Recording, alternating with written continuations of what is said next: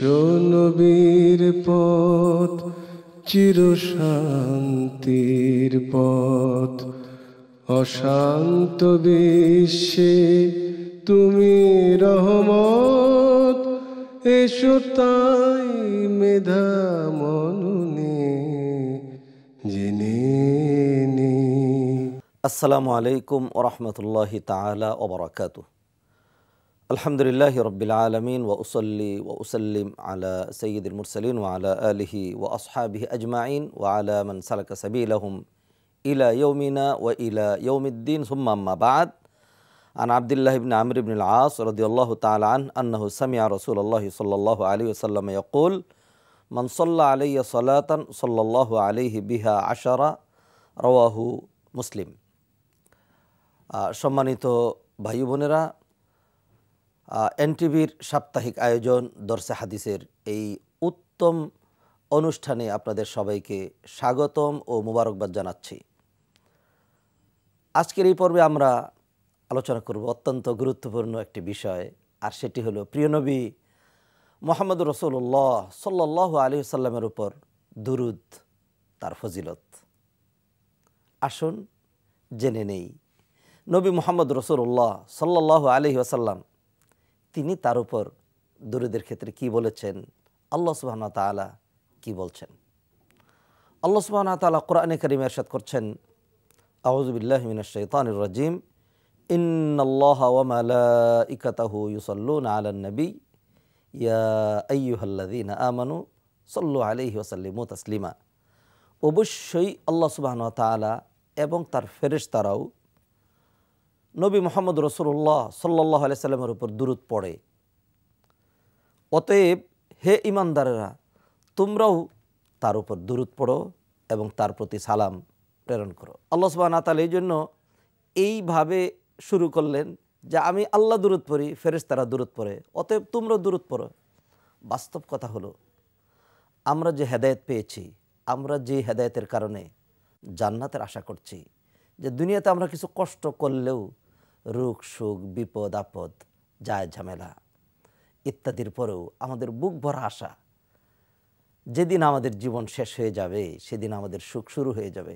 কিয়ামতের দিন আমরা নিরঙ্কুশ শান্তির খোঁজ পাব, শান্তি পাব, মুক্তি পাব, জান্নাত লাভে আমরা ধন্য হব।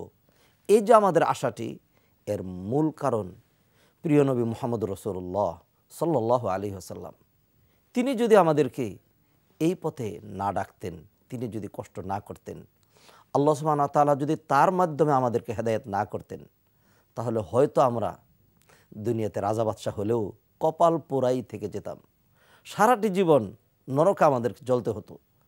অতএব যেই নবী মুহাম্মদ রাসূলুল্লাহ সাল্লাল্লাহু আলাইহি ওয়াসাল্লাম আমাদেরকে এই জান্নাতের পথ দেখালেন, সিরাতে মুস্তাকিম দেখালেন, নিজের জানকে জান মনে করেননি, নিজের আরামকে আরাম মনে করেননি, রক্তাক্ত হয়েছেন তবু তিনি দাওয়াত বন্ধ করেননি।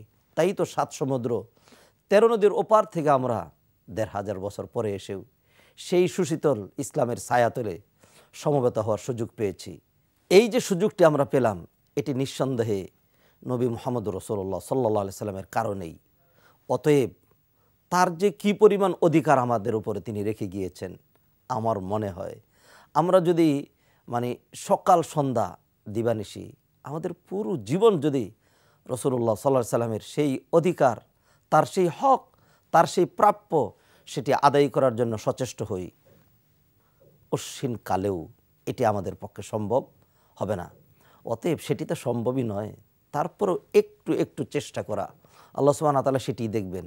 অতএব আমাদের উপর উচিত, আমাদের উপর ওয়াজিব, যত বেশি পারি আমরা নবী মুহাম্মদ রাসূলুল্লাহ সাল্লাল্লাহু আলাইহি ওয়াসাল্লামের উপর দুরূদ পড়ব। মনে রাখতে হবে, রাসূলুল্লাহ সাল্লাল্লাহু আলাইহি ওয়াসাল্লামের উপর যে দুরূদ পড়াটা, এটি কিন্তু অবশ্যই তার ভালোবাসা, তার মহাব্বতের আলামত। আরবিতে বলে মান আহাব্বা শাইআন আকসারা যিকরাহু, যে যেই জিনিসকে ভালোবাসে একটু পর পর সেই জিনিসের স্মরণ করে। তাহলে সত্যি যদি নবী মুহাম্মদ রাসূলুল্লাহ সাল্লাল্লাহু আলাইহি ওয়াসাল্লামের মহাব্বত ভালোবাসা আমাদের কলবে থাকে, তাহলে আমরা তাকে ভুলে থাকতে পারবো না। এক ব্যক্তির কথা বলি, রাসূলুল্লাহ সাল্লাল্লাহু আলাইহি ওয়াসাল্লামের কাছে আসলো, এসে নিবেদন করলো, ইয়া রাসূলুল্লাহ মাতাস সাআহ, নবী হে বলে দিন কিয়ামত কখন হবে। রাসূলুল্লাহ সাল্লাল্লাহু আলাইহি সাল্লাম বিরক্ত হলেন, ধমকি দিলেন তাকে, বললেন ওয়াইলাক ওমা যা আদাত লাহা, কিয়ামতের প্রশ্ন কেন? জানার তো বহু কিছু রয়েছে। কিয়ামতের বিষয় না আমি জানি না জিবরিল জানে, এটি তো একমাত্র কুল ইন্নামা ইলমুহা ইনদা রব্বি, এর জ্ঞান তো শুধুমাত্র আল্লাহর কাছে রয়েছে। তুমি কেন কিয়ামতের কথা জানতে চাইলে? খুব বেশি প্রস্তুতি হয়ে গেছে তোমার? কি প্রস্তুতি নিয়েছো? ওমা যা আদাত লাহা। ওই লোক ঘাবড়ে গিয়ে বলে, ইয়া রাসূলুল্লাহ মা আদাততু লাহা শাইআন, কিয়ামতের কোনো প্রস্তুতি আমার হয়নি। গায়রা আন্নী উহিব্বুল্লাহ ওয়া রাসূলা, তবে একটি জিনিস আমার প্রস্তুতি বলতে একটি জিনিস আছে, সেটি হলো আমি আল্লাহকে এবং আল্লাহর নবী মুহাম্মদ আপনাকে আমার মনে প্রাণে আমি ভালোবাসি। নবীজি সাল্লাল্লাহু আলাইহি সাল্লাম তাকে আশ্বস্ত করলেন, বললেন তাহলে তোমার আর কোনো টেনশন নেই। কিয়ামত আজকে হোক 10 বছর পরে হোক, যখনই হোক না কেন, আল মারউ মা মান আহাব্বা, তুমি যেহেতু আমাকে ভালোবাসতে পেরেছো, অতএব তোমার হাসর আমার সাথেই হবে। আর তাই তো আমরা দেখতে পাচ্ছি সম্মানিত ভাই বোনেরা, যে ব্যক্তি নবী মুহাম্মদ রাসূলুল্লাহ সাল্লাল্লাহু আলাইহি সাল্লামের উপর যত বেশি দুরূদ পড়বে, সে ধীরে ধীরে তত সামনে অগ্রসর হতে থাকবে, উপরে উঠতে থাকবে।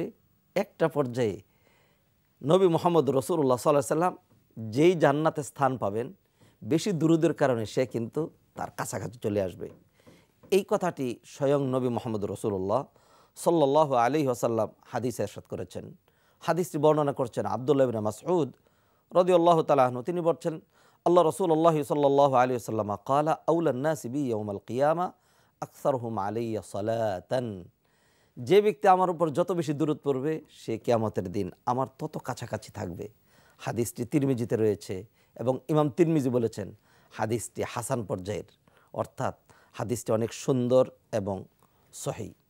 অতএব রাসূলুল্লাহ সাল্লাল্লাহু আলাইহি সাল্লামের উপর দুরূদ পড়া, এটি যে কেবল তার অধিকার আদায়ের চেষ্টা এমনটি নয়, বরং এর মাধ্যমে আমরা আল্লাহ রাসূল সাল্লাল্লাহু আলাইহি সাল্লামের কাছাকাছি অবস্থান করার, তার মানেটা কি? তার মানে হলো জান্নাতে আমাদের মাকাম, আমাদের মান, আমাদের মর্যাদা, আমাদের স্ট্যাটাস, এটা বৃদ্ধি পায় যদি আমরা আল্লাহ রাসূল সাল্লাল্লাহু আলাইহি সাল্লামের উপর বেশি বেশি দুরূদ পড়তে পারি। সম্মানিত ভাইয়েরা, আমরা জানি ইবাদতের কিছু মুখ্য সময় রয়েছে, যেমন মাহে রমাদানের সিয়ামের কোনো বিকল্প নেই, শেষ রাতে তাহাজ্জুদের কোনো বিকল্প নেই। সপ্তাহের 7 দিনের মধ্যে অতি ফজিলতের দিন হলো জুমার দিন। এটি জুমার দিন, এটি মুসলমানদের জন্য ইবাদতের বিশেষ একটি দিন। এই জন্য রাসূলুল্লাহ সাল্লাল্লাহু আলাইহি সাল্লাম বলেছেন যে এই দিন আমার প্রতি দুরূদ পড়া, এটা সাংঘাতিক বেশি ফজিলতের, অনেক বেশি ফজিলত বয়ে নিয়ে আসে। যেমন আউস বিন আউস রাদিয়াল্লাহু তাআলা আনহু, তিনি বলছেন, ক্বালা রাসূলুল্লাহ সাল্লাল্লাহু আলাইহি সাল্লাম ইন্না মিন আফদালি আইয়ামিকুম ইয়াউমুল জুমআ ফাআকসিরু আলাইয়া মিনাস সালাতি ফিহি ফাইন্না সালাতাকুম মারুদাতুন আলাইয়া। তোমাদের সপ্তাহের দিনগুলোর মধ্যে উত্তম দিন হলো জুমাবার, অতএব ওই দিনে তোমরা আমার প্রতি বেশি করে দুরূদ পড়বে, আর তোমরা আমার প্রতি যে দুরূদ পড়ো, এই দুরূদ আমার কাছে পেশ করা হয়, ফাইন্না সালাতাকুম মারুদাতুন আলাইয়া। এই হাদিসটিও তিরমিজিতে রয়েছে। সম্মানিত ভাইরা, অতএব জুমার দিন, এটি তো আমাদের দেশেও সাপ্তাহিক ছুটির দিন, আর এটি এই জন্যেই যেন আমরা বেশি করে ইবাদত করতে পারি। জুমার সালাত তো রয়েছেই, জুমার দিনে দুটো সময় রয়েছে যে সময় দোয়া কবুল হয়। উলামায়ে কেরাম বলেছেন, তার মধ্যে অনেকগুলো মতামতের মধ্যে শীর্ষস্থানীয় মতামত যেটি রয়েছে সেটি হলো জুমার দিন পরন্ত বিকেলে ওই মুহূর্তে কোনো ব্যক্তি যখন দোয়া করে, তখন তার দোয়া কবুল হয়। দোয়ার কতগুলো আদব রয়েছে। এক ব্যক্তিকে নবীজি সাল্লাল্লাহু আলাইহি সাল্লাম দেখলেন, সে তাড়াহুড়া করেই আল্লাহর প্রশংসা, নবীজির উপর দুরূদ ছাড়া সরাসরি আল্লাহর কাছে চাইতে শুরু করেছে। নবীজি সাল্লাল্লাহু আলাইহি সাল্লাম সুন্দর করে, মুআল্লিম ছিলেন তো, তাকে ডাকলেন, সুন্দর করে শিখালেন যে এত তাড়াহুড়ো কেন করতে গেলে, দোয়া করবে আল্লাহর কাছে চাইবে, যার কাছে চাইবে তার প্রশংসা করতে হবে না? আর আল্লাহর কাছে দোয়া করবে তো আল্লাহর যে মাহবুব নবী, তার উপর দুরূদ পড়তে হবে না? আদব শিখিয়ে দিলেন। অতএব দোয়ার আদব হলো আল্লাহর প্রশংসা করা। যেমন আমরা যে কোনো কথা শুরুতে বলি আলহামদুলিল্লাহ ওয়াসসালাতু ওয়াসসালামু আলা রাসূলিল্লাহ, মানে আল্লাহর প্রশংসা করছি, সকল প্রশংসা আল্লাহর, দুরূদ বর্ষিত হোক নবী মুহাম্মদ রাসূলুল্লাহ সাল্লাল্লাহু আলাইহি ওয়াসাল্লামের উপর। এরপর যদি দোয়া করা হয় তাহলে দোয়া কবুল হয়ে যাবে। সম্মানিত ভাইরা, আমাদের তো প্রয়োজনের কোনো শেষ নেই, অভাবের শেষ নেই। দুনিয়ায় আমাদের মানে চাওয়া পাওয়া তার কোনো শেষ নেই। সমস্যা মানে জর্জরিত আমাদের জীবন। এমত অবস্থা আমরা মুমিনের হাতিয়ার হলো আল্লাহর কাছে দোয়া করা। সেই দোয়া অনেক সময় আমরা দেখি, আমরা অনেকে বলি যে দোয়া করি, দোয়া তো কবুল হয় না। আসলে দোয়ার মতো দোয়া করলে দোয়া অবশ্যই কবুল হয়। দোয়ার আদব রয়েছে, মন থেকে দোয়া করতে হয়। দোয়ার আগে আল্লাহর উপর প্রশংসা, নবীজি সাল্লাল্লাহু আলাইহি সাল্লামের উপর দুরুদ, এগুলো পড়লে তাহলে দোয়া কবুল হয়। এটি নবী মুহাম্মদ রাসূলুল্লাহ সাল্লাল্লাহু আলাইহি ওয়াসাল্লাম আমাদেরকে শিখিয়েছেন। সম্মানিত ভাইয়েরা, নবীজি সাল্লাল্লাহু আলাইহি সাল্লামের উপর দোয়া পড়া এটা ইটসেলফ, অর্থাৎ এটি একটি ইবাদত। শুধু দুরুদ পড়তে থাকা, আল্লাহুম্মা সাল্লি আলা মুহাম্মদ ওয়া আলা আলি মুহাম্মদ, এটা পড়তে থাকা, শুধু অজু থাকুক না থাকুক, মানে বসা অবস্থায়, মানে উঠা দাঁড়ানো অবস্থায়, শয়নে স্বপনে, সকাল সন্ধ্যায় সবসময় আপনি দুরুদ পড়তে পারেন। তবে আপনি দেখুন, সবচেয়ে উত্তম ইবাদত হলো নামাজ, বা যেটিকে আমরা আরবিতে বলি সলাত। সেই সলাতও কিন্তু রাসূলুল্লাহ সাল্লাল্লাহু আলাইহি সাল্লামের উপর দুরুদ পড়া ছাড়া সেই সলাত সম্পন্ন হয় না। যেন আপনারা দেখুন যে আমরা সলাত শেষে তাশাহুদে যখন বসি, আত্তাহিয়াতু লিল্লাহি ওয়াসসালাওয়াতু ওয়াত্তাইয়্যিবাত, আসসালামু আলাইকা আইয়ুহান নাবিয়্যু, নবীকে সালাম দিতে হচ্ছে। তাশাহুদ শেষ করলেন, এরপরে দুরুদের পর্ব, আল্লাহুম্মা সাল্লি আলা মুহাম্মদ ওয়া আলা আলি মুহাম্মদ কামা সাল্লাইতা আলা ইব্রাহিম ওয়া আলা আলি ইব্রাহিম ইন্নাকা হামিদুম মাজিদ। এটিকে বলা হয় দুরুদ ইব্রাহিম, সর্বোত্তম দুরুদ এটি। রাসূলুল্লাহ সাল্লাল্লাহু আলাইহি সাল্লামের উপর দুরুদ পড়ার বিভিন্ন রকম মানে স্ট্রাকচার, বিভিন্ন রকম দোয়া রয়েছে, দুরুদ রয়েছে, সেগুলো পড়া যায়। তবে নিঃসন্দেহে সলাতে যেই দুরুদটি পড়া হয়, এই দুরুদটি সবচেয়ে বেশি উত্তম। অতএব আমরা এতে বুঝতে পারছি যে দোয়া কবুল হতে হলে রসুলের উপর দুরুদ লাগে, নামাজ পূর্ণ হতে হলে রসুলের উপর দুরুদ লাগে। আর যে ব্যক্তি রসুল্লাহ সাল্লাল্লাহু আলাইহি সাল্লামের নাম শুনবে, রসুল্লাহ শুনলো, নবিউল্লাহ শুনলো, মোহাম্মদ নাম শুনলো, তারপরেও দুরুদ পড়ল না সাল্লাল্লাহু আলাইহি ওয়াসাল্লাম, ওই ব্যক্তি কিন্তু কপাল পোড়া হয়ে গেল। দেখুন, ঘটনা একটি রয়েছে। একবার নবীজি সাল্লাল্লাহু আলাইহি সাল্লাম তিনি তার মিম্বারে উঠছিলেন। মিম্বারের 3টা স্টেজ আছে, আপনারা জানেন। তো প্রথম স্টেজে পা রাখলেন, তিনি বললেন আমিন। আবার দ্বিতীয় স্টেজে পা রেখে তিনি বললেন আমিন। আবার তৃতীয় স্টেজে পা রেখে তিনি বললেন আমিন। আলোচনা করলেন, খুতবা শেষ করলেন, নামলেন। সাহাবা ইকরাম জিজ্ঞেস করলেন, ইয়া রাসূলুল্লাহ, আপনি তো প্রায়ই আমাদেরকে এভাবে উঠে আলোচনা করেন, আমিন তো বলেন না, কেন আজকে 3বার আমিন বলেছেন? আমাদেরকে বলতে হবে। রাসূলুল্লাহ সাল্লাল্লাহু আলাইহি সাল্লাম বললেন, এই তো জিবরিল এসেছিল আমার কাছে, সে এসে আমার কাছে 3টা মানে প্রস্তাব তুলে ধরলো, 3টা দোয়া করলো, তা আমি আমিন না বলে পারলাম না। সে বলল, যে ব্যক্তি তার বৃদ্ধ পিতামাতাকে পায় তারপরেও খুশি করে জান্নাত লাভের সৌভাগ্য অর্জন করতে পারে না, কপাল পোড়া, তার উপর আল্লাহ লানত। আমি নবী তখন আমিন বললাম। ঠিকই, বৃদ্ধ পিতামাতাকে খুশি করা খুব সহজ, একটু হাত পা টিপে দিলে, একটু তাদের ডাকে সাড়া দিলে, তাদের কাছে থাকলে, এই সময় তারা খুব দুর্বল থাকে, এই কাজটাও যে করলো না নিজের পিতামাতার জন্য, কপাল পোড়া সে। দ্বিতীয়ত, যে ব্যক্তি মাহে রমাদান পেল, রমাদানে মাগফিরাত, রহমত আল্লাহ সুবহানাহু ওয়া তাআলা ছড়িয়ে ছিটিয়ে দিবা নিশি সকাল সন্ধ্যায় ইফতারে সাহরিতে এমনভাবে দিয়েছেন, মৌসুমুল মাগফিরা, মাগফিরাতের মৌসুমি এটি, এরপরেও মাগফিরাত পেল না, ক্ষমা অর্জন করতে পারলো না, তার উপর আল্লাহ লানত। এই দোয়া জিবরিল করলেন, তা আমি বললাম আমিন। 3 নাম্বার, ওই ব্যক্তি জিবরিল আমিন দোয়া করলো যে ব্যক্তি আপনার নাম শুনলো, আপনার মাধ্যমে হেদায়েত পেয়েছে, তার মুখ দিয়ে সাল্লাল্লাহু আলাইহি ওয়াসাল্লাম একটু দুরুদ বের হলো না, ওই লোকটা সাংঘাতিক কৃপণ। যেন নবীজি অন্য হাদিসে বলেছেন, আল বখিলু মান যুকিরতু ইনদাহু সুম্মা লাম ইউসাল্লি আলাইয়া। আসল কাট্টা কিপটা কৃপণ ওই ব্যক্তি, যে ব্যক্তি আমি নবীর নাম শোনার পরেও সলাৎ পড়ে না, অথচ এর মধ্যে তারই লাভ বেশি। মান সাল্লা আলাইয়া মাররাতান সাল্লাল্লাহু আলাইহি বিহা আশারা, মুসলিম শরীফের হাদিস। আব্দুল্লাহ ইবনে আমর রাদিয়াল্লাহু তাআলা বর্ণনা করে বলছেন, নবীজি সাল্লাল্লাহু আলাইহি ওয়াসাল্লাম বলছেন, যে ব্যক্তি আমার উপর একবার দুরূদ পড়বে, স্বয়ং মাওলা রব্বুল আলামিন তার উপর 10 বার দুরূদ পড়বে। অতএব যে ব্যক্তি আমার নাম শোনার পরে দুরূদ পড়বে না, তার উপর আল্লাহর লানত। এই দোয়া করলো জিবরিল।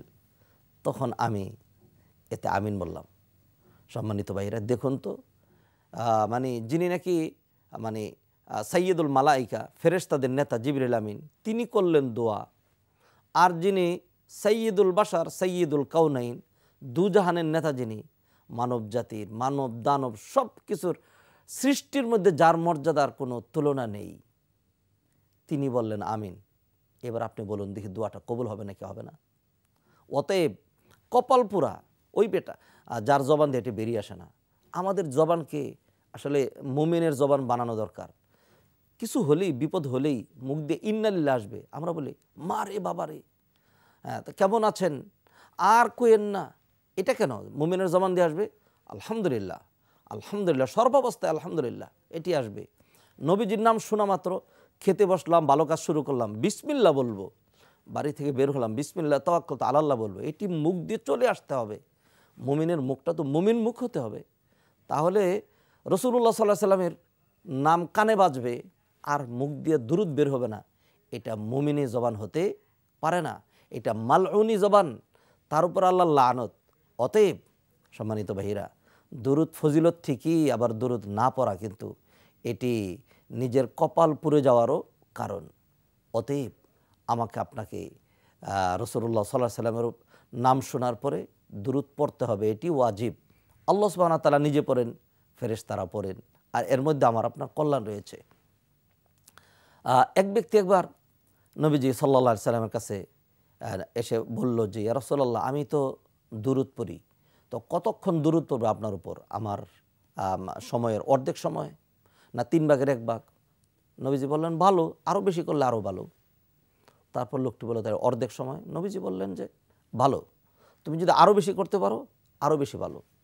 তখন ওই লোকটি বলছে যে তাহলে আমি কি সারাক্ষণই, মানে অধিকাংশ সময়ই যখনই আমি মানে অবসর সময় পাবো দুরূদই পড়তে থাকবো? রাসূলুল্লাহ সাল্লাল্লাহু আলাইহি ওয়াসাল্লাম তখন তাকে বললেন যে তুমি যদি এইভাবে অভ্যস্ত হয়ে যাও যে সুযোগ পেলেই আমার উপর দুরূদ পড়ো, তাহলে মনে রাখবে যে আল্লাহ সুবহানাহু ওয়া তাআলা তোমার যাবতীয় টেনশন, পেরেশানি, দুশ্চিন্তা সব দূর করে দেবেন। অতএব আমরা যখন টেনশনে থাকি, মনটা যখন খারাপ লাগে, তখন কিছুক্ষণ নবীজি সাল্লাল্লাহু আলাইহি ওয়াসাল্লামের দুরূদ পড়েন, দেখবেন আপনার মনের টেনশন দূর হয়ে যাবে। আরবদের মধ্যে দেখেছি অনেক সময় যে তারা ঝগড়া যখন লাগে, কোনো কথা কাটাকাটি শুরু হচ্ছে, তখন এক পক্ষ আরেক পক্ষকে বলে যে সল্লি আলান নবী, সল্লি আলান নবী, হ্যাঁ, যে নবীর উপর দুরূদ পড়ো। আর প্রতিপক্ষ এই ঝগড়ার মাঝখানেই বলে আল্লাহুম্মা সাল্লি আলা মুহাম্মদ। আমরা এইভাবে অভ্যস্ত নই। কেউ যদি বলা হয় যে ঝগড়ার সময় যে এই একবার দুরূদ পড়ো তো নবীজির উপরে, তখন সে বলবে যে একটা থাপ্পড় দেবো কিন্তু, মানে আরও খেপে যাবে গিয়া। মেজাজটা তো এরকম হওয়া উচিত না সম্মানিত ভাইরা। অতএব দুরূদের ফজিলত আমাদের জানতে হবে, এবং দুরূদের মাধ্যমে আমাদের যেই লাভ রয়েছে, আমাদের যে কল্যাণ রয়েছে, সেটি আমাদেরকে বুঝতে হবে। সর্বোত্তম দুরূদ হলো দুরূদ ইব্রাহিম। এই দুরূদ আমরা যে কোনো সময় পড়তে পারি। আর দুরূদ ইবাদত হওয়ার পরেও মানে এর জন্য অজু লাগে না, এর জন্য কোনো ক্ষণ লাগে না। আপনি জোহরের সলাত এটি পড়ার জন্য আপনাকে কিবলামুখীও হতে হবে, অজুও করতে হবে, সময়ও হতে হবে, শরীর পাক হতে হবে, তারপরে হলো কাপড় পাক হতে হবে। দুরূদ এমন এক ইবাদত, এমনকি মায়েদের, মেয়েদের যখন প্রতিবন্ধকতা থাকে, ওই মুহূর্তেও গোসল ফরজ, ওই মুহূর্তেও অজু নাই, ওই মুহূর্তেও সূর্য উঠছে, সূর্য ডুবছে, নামাজ পড়া নিষেধ, ওই মুহূর্ত যে কোনো সময় আমরা দুরূদ পড়তে পারি। দুরূদের মাধ্যমে আমরা রাসূলুল্লাহ সাল্লাল্লাহু আলাইহি সাল্লামের হক আদায় করার চেষ্টা করলাম। দুরূদ পড়লাম, আমাদেরই বেশি লাভ হলো। দুরূদ পড়তে থাকলাম, এটি সওয়াব হিসেবে পরিগণিত হলো। দুরূদ পড়তে থাকলাম, এর মাধ্যমে মনের টেনশন দূর হয়ে গেল। দুরূদ পড়তে থাকলাম, এর মাধ্যমে কিয়ামতের দিন জান্নাতে আলা মাকাম, উঁচু স্থানে নবীজির কাছাকাছি আমরা স্থান পেয়ে গেলাম। অতএব আসুন তো জবানটাকে আমরা একটু মুমিনি জবান বানাই, আমরা একটু অভ্যস্ত হই, কথায় কথায় যে কোনো সময় সকাল বিকাল আল্লাহুম্মা সাল্লি আলা মুহাম্মদ ওয়া আলা আলি মুহাম্মদ কামা সাল্লাইতা আলা ইব্রাহিম ওয়া আলা আলি ইব্রাহিম ইন্নাকা হামিদুম মাজিদ। এইভাবে আমরা দুরূদ পড়তে অভ্যস্ত হব। যেই দুরূদটি নামাজের ভিতরে পড়ি, এটি আপনি নামাজের বাহিরেও পড়তে পারেন। আল্লাহুম্মা সাল্লি আলাই, আল্লাহুম্মা বারিক আলাই, এইভাবে আপনার সংক্ষিপ্ত করেও দোয়া পড়তে পারেন, নবীজির উপর দুরূদ পড়তে পারেন। অতএব আমরা রসুল্লাহ সাল্লাল্লাহু আলাইহি সাল্লামের উপর বেশি বেশি দোয়া পড়ব। আর এটি নবীজি সাল্লাল্লাহু আলাইহি সাল্লামের ভালোবাসার পরিচায়ক। যে নবীজিকে ভালোবাসবে কিয়ামতের দিন তার হাসরটা নবীজির সাথেই হবে। আসুন আমরা বেশি বেশি দুরূদ পড়ব। আল্লাহ সুবহানাহু ওয়া তাআলা আমাদেরকে তৌফিক এনায়েত করুন। ওমা তৌফিকি ইল্লা বিল্লাহ। আসসালামু আলাইকুম রাহমাতুল্লাহি তাআলা ওয়া বারাকাতুহু। বিশ্ব নবীর পথ চির শান্তির পথ, অশান্ত বিশ্বে তুমি রহমত।